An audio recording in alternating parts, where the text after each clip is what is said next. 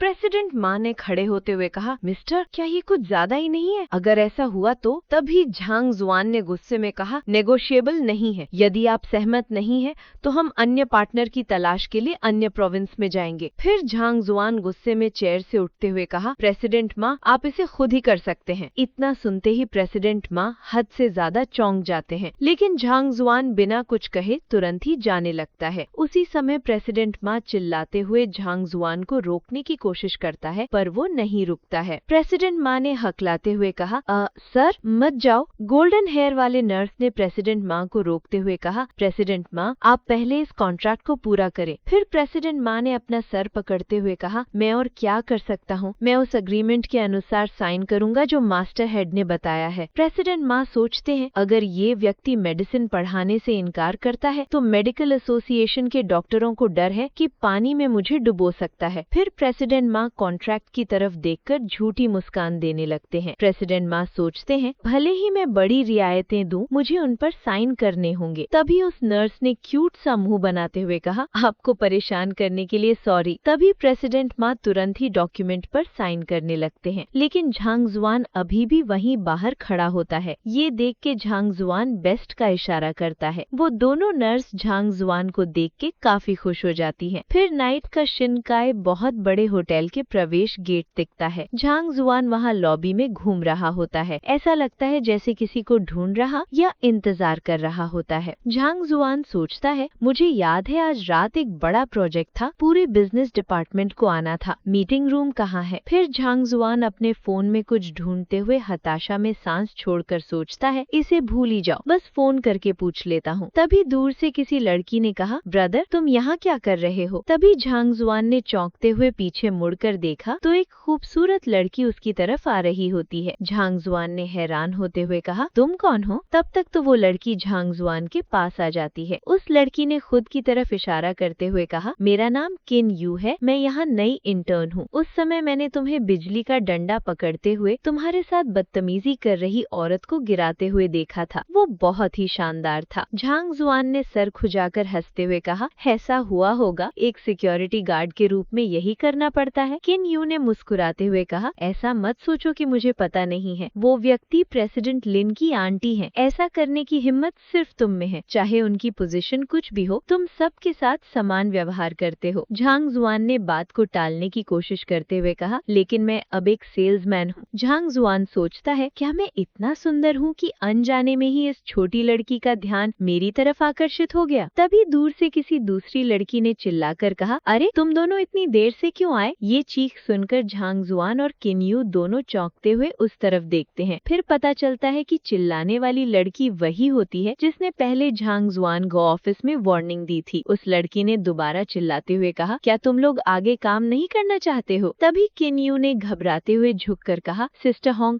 Sorry sorry, please इस बार मुझे माफ कर दीजिए। किन्यू ने झांग जुआन की बाह पकड़ते हुए कहा, ये तो बहुत बुरा हुआ, मैंने काम के पहले दिन ही गलती कर दी, क्या मुझे नौकरी से निकाल दिया जाएगा? झांग जुआन ने हंसते हुए कहा, चिंता मत करो, ये कोई बड़ी बात नहीं है। किन्यू ने शांत रहते हुए कहा, लेकिन कॉर्पोरेट सिस्टम? झांग जुआन ने खुद के सीने की तरफ इशारा करते हुए कहा, चिंता मत करो, मैं तुम्हारी प्रोटेक्शन करूंगा। फिर अगले ही पल झांग जुआन ने जाते हुए कहा, चलो अंदर चलते हैं। किन्यू ने पीछे से मुस्कुराते हुए कहा, हाँ ठीक है। तभी किसी लड़की ने आते हुए कहा, मिस्टर रॉस जल्द ही आएंगे। वो लड़की बिल्कुल लिन की हान जैसी लग रही होती है। अपने बालों को झटकते हुए वो मीटिंग रूम में एंटर होती है। उस लड़की ने मुस्कुराते हुए कहा, यदि आज इस ऑर्डर पर नेगोशिएशन संभव होती तो प्रत्येक व्यक्ति को कम से कम 1000 बोनस मिलेगा। चलो सब कड़ी मेहनत करते हैं। तभी पीछे बैठी हुई दो लड़कियों ने चिल्लाते हुए कहा, हमारी मैनेजर बहुत समझदार है। फिर पता चलता है कि वो बिजनेस डिपार्टमेंट की मैनेजर लॉ लिन लेन है। तभी लिन लेन कुछ देख लेती है जिस वजह से उसका मुंह बिगड़ जाता है। उसने झांग जुआन को खाता हुआ देख के मुंह बिगाड़ा होता है। उतने में ही उसके पीछे वो पहले वाली लड़की भी आ जाती है। किन यू भी वहाँ झांग जुआन के पास में बैठी होती है। लिन लेन ने उंगली दिखाते हुए कहा, तुम कौन हो? तुम्हें मैनर्स नहीं समझ आता? असिस्टेंट होंग ने शांत रहते हुए कहा, मैनेजर ये झांग जुआन है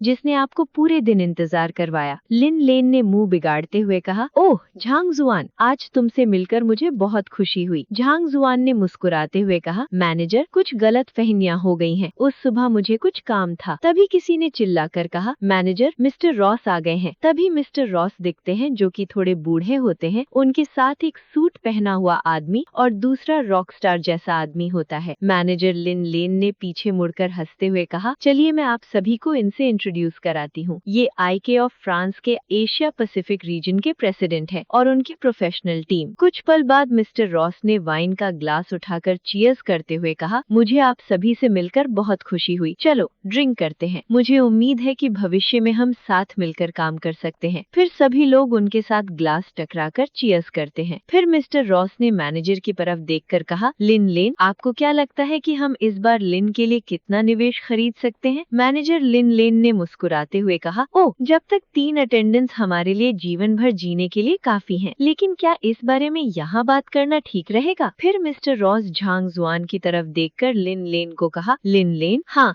ये ठीक है कि इस बारे में यहाँ बात करें। मैनेजर लिन लेन ने मुस्कुराते हुए कहा, चिंता मत करो, उन बेवकूफों को रोमांटिक फ्रांसीसी कैसे आती होगी। झांग जुआन उनकी तरफ देखकर सोचता है, उन्होंने सार्वजनिक रूप से इस बात पर चर्चा कर ली कि लिन फैमिली से पैसे कैसे कमाए जाएं। झांग जुआन सोचता है, ओह, वो तो बहुत बहादुर हैं। आज का अपना सफर यहीं तक का था। अब फिर मिलेंगे नेक्स्ट एपिसोड के साथ। Thanks for watching our videos. Please like and subscribe guys.